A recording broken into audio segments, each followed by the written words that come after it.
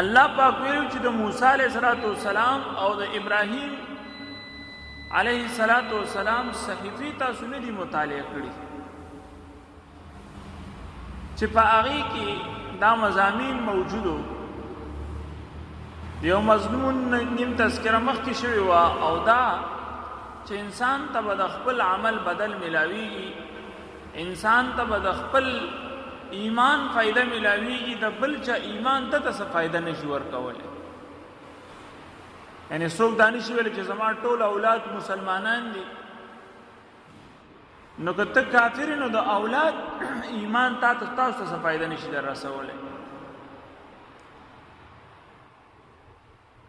نو اوس دین څوک انکار د ایثار ثواب انکار نشي کولی، دین څوک دا دلیل نشي نیولی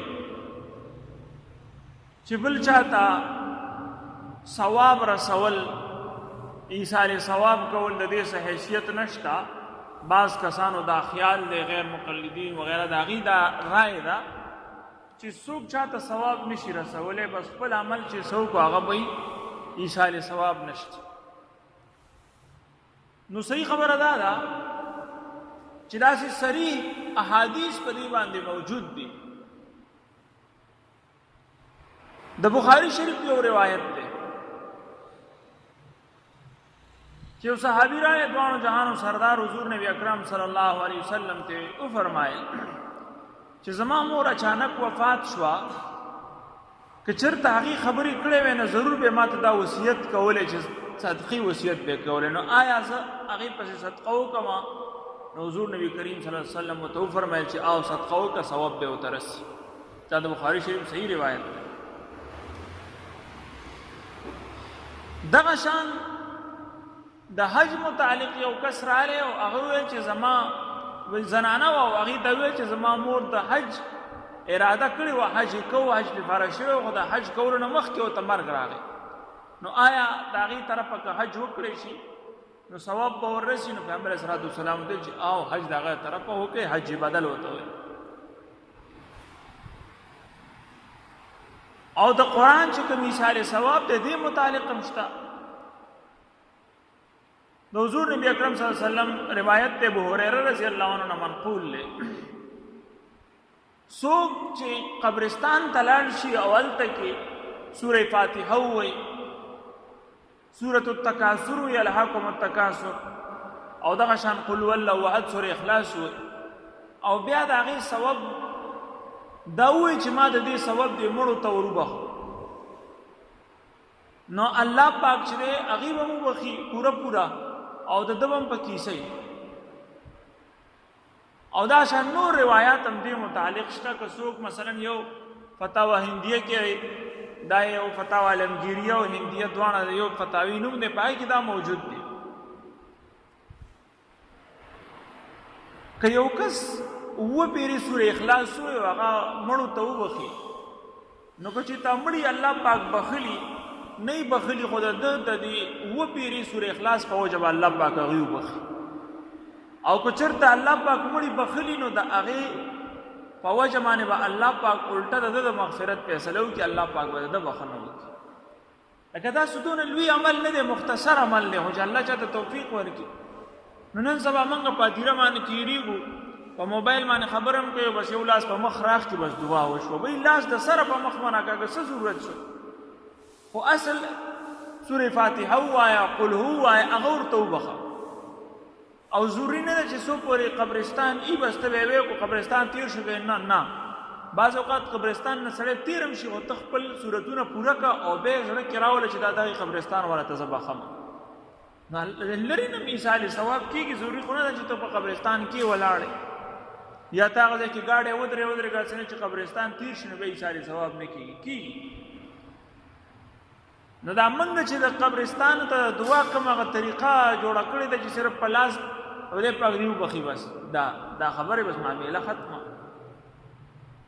نو که دغې په ځای باندې سوره اخلاص ویلی شي، چلو اوه پیرې نه شي، 3 پیرې ووایه، دونه ټیم پې نه لګي، یو نیم منټ پې هم نه لګي په دې 3 پیرې ویلو باندې. خو د مړو پې څونه ښېګړه وشي او حاجی صاحب امداد الله مهاجر مکی هغه به ویل چې دا الله پاک مړو ته برابر ثواب ورسوي، تقسیمای نه چې ته قل والله احد درې پیری وې نو هر مړي ته الله پاک د درې پیری قل والله احد د یو قرآن عمره ثواب لري. درې پیری قل والله احد چونکې یو قل والله احد دا ثلث قرآن دی، د قرآن درېیمه حصه ده، نو چې درې پیری شي نو ټوټل قرآن عمره ثواب شو. او عام طور باندې سړی ود کېږي د مړو د پاره خپل خپلوانو د پاره وایي، ټوټل د پاره وایي. او کله کله وایي هغې ودام فرمایل چې پیغمبر علیه الصلاة والسلام د پاره بیل درې پیرې قل والله احد، خو د هغې دپاره صرف د رفع درجات دپاره هغې دپاره بخل دا یو بهترین عمل دی. خپل مور او پلار دپاره، خپل اهل و عیال دپاره، خپل نیا نیکه دپاره دا بخل دوی باندې څه وخت نه لګي. خو ستا په دې درې پیرې قل والله احد باندې چې هغه ته په قبر کې کم راحت او سکون میلاویږي، کومه خوشحالي ورته میلاویږي، هغه د دنیا جهان په دې شیزونو کې په دې نعمتونو کې نشته.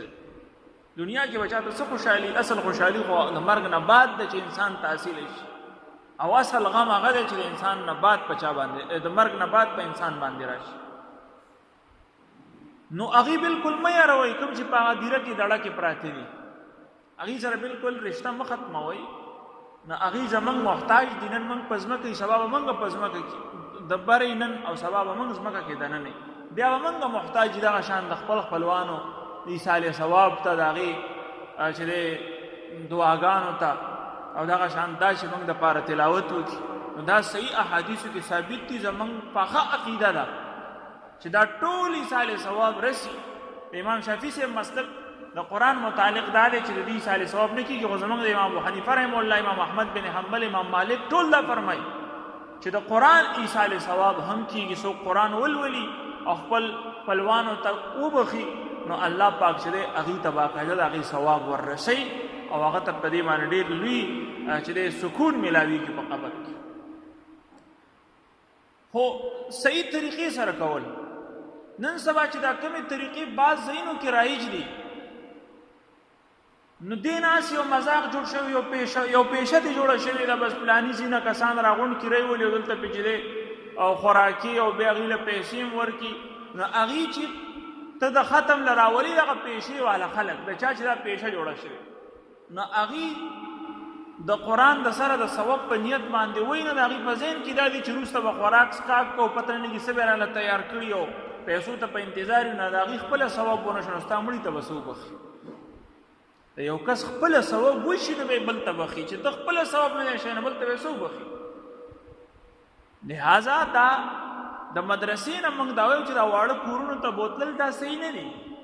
هغه ماشومان د هغې سند څه خبرې، د هغې په ذهن کې دا نه وي چې موږ دا قرآن وایو په دې به ثواب رسي هلته، بس د هغې په ذهن کې ختم نه بعد څه کېږي حق په ذهن کې. او بیا داسې بوتلل دا د یو قرآن چې دی بې حرمتي هم ده په کوڅو په کلیو کې ګرځول.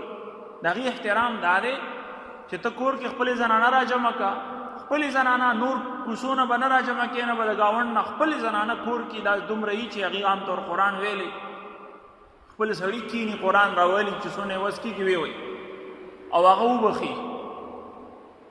دا طریقه ده د هغوی، چونکې د هغوی په زړه کې درد دی، د هغوی خپل خپلوان رشتهدار وفات شوی، د هغوی په زړه کې درد دی.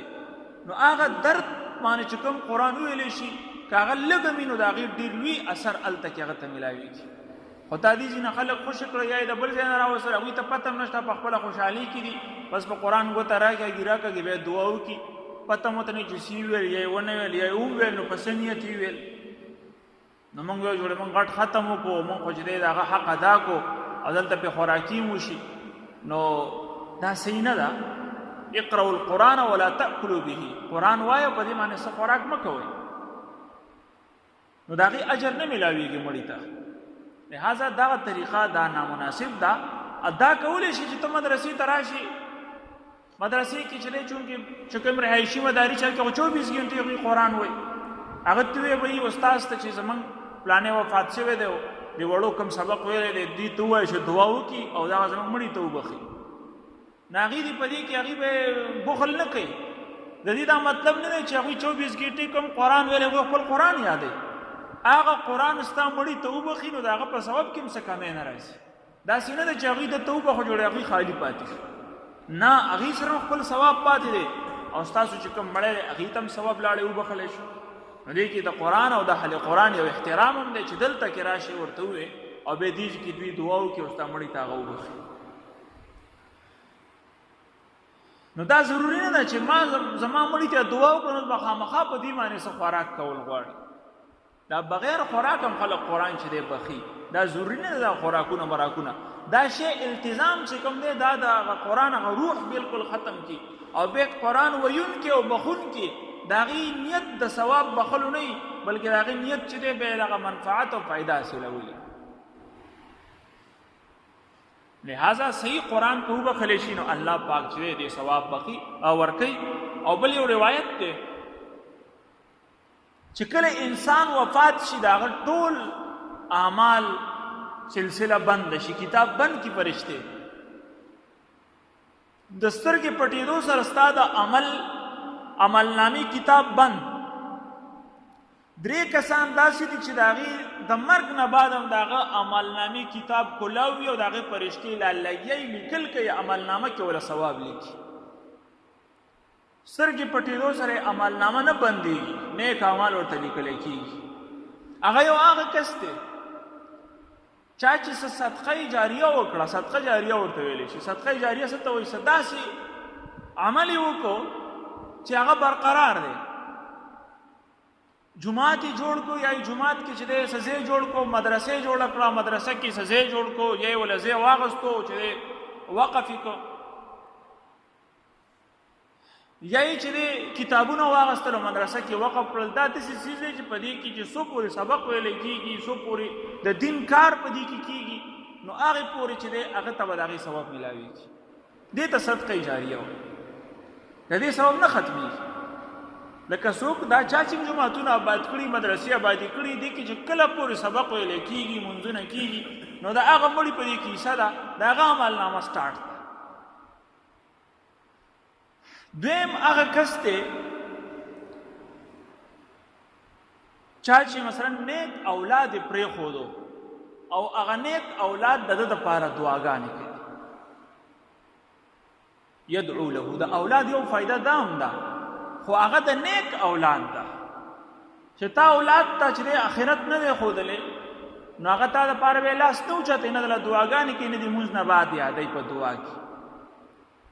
نو نیک اولاد ولد صالح تذکره ده چې نیک اولاد دې پرېښودو او د اولاد د تربیت وکړو په وړوکوالي باندې او د وړوکوالي نه دا تمه ترې ونه لره چې دا به ماله پیسې ګټي، بلکې ستا تمه ځکه چې تا چاته پیسې ګټل وښودل نو داسې ورځ به در باندې راشي چې بیا به تې ځان به ورته یادي، ته به تې هېرې، تا به نه یادوې بیا.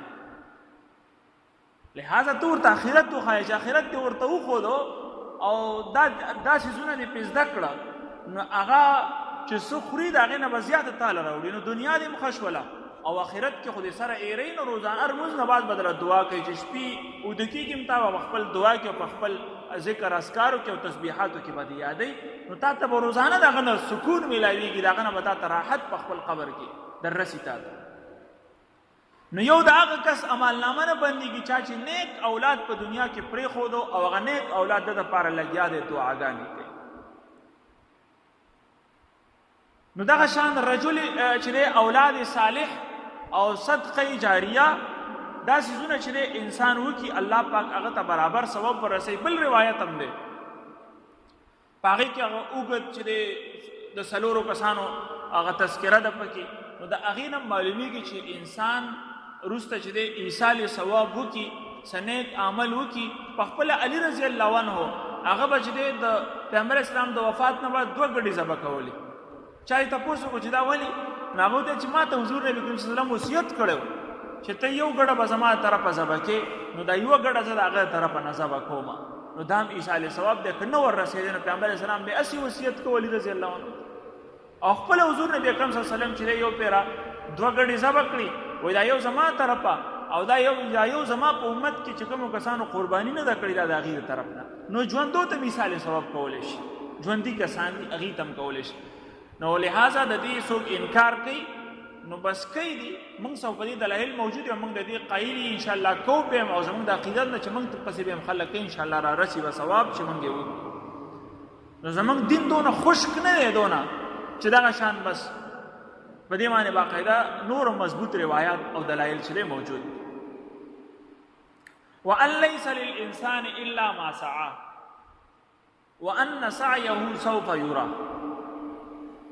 او د انسان څه کوشش دی او څه عمل دی دا به ان قریب دا ویني التکی یعنی مطلب دا دی چې دا په خپل عمل التکی ني او د دې لپاره نیت صفا کول دي انما الاعمال بالنیات د انسان د عمل دارومدار په نیت باندې دی د چا نیت خراب دی نو دته د هیڅ فائدہ نه ملاويږي کډیر غټ عمل مو کی او کله چا نیت صفا دی نیت صحیح دی نو هغه وړو کې عمل ولې نه دغه باغ ته ډیر لوی اجر ملاويږي روایت کې راځي چې د ستاسو چې د اوهد د غرم رسره دا د صحابه او د یو قجوري عمر چې دی دا هغه سبب ته نه رسي ځکه چې د هغه نیت کې دومره اخلاص او چې د هغه د یو قجوري دومره لوی ثواب هغه ته ملاوي دو لکه دوست خلک چې دی هغه کې ریاکاری شامل وي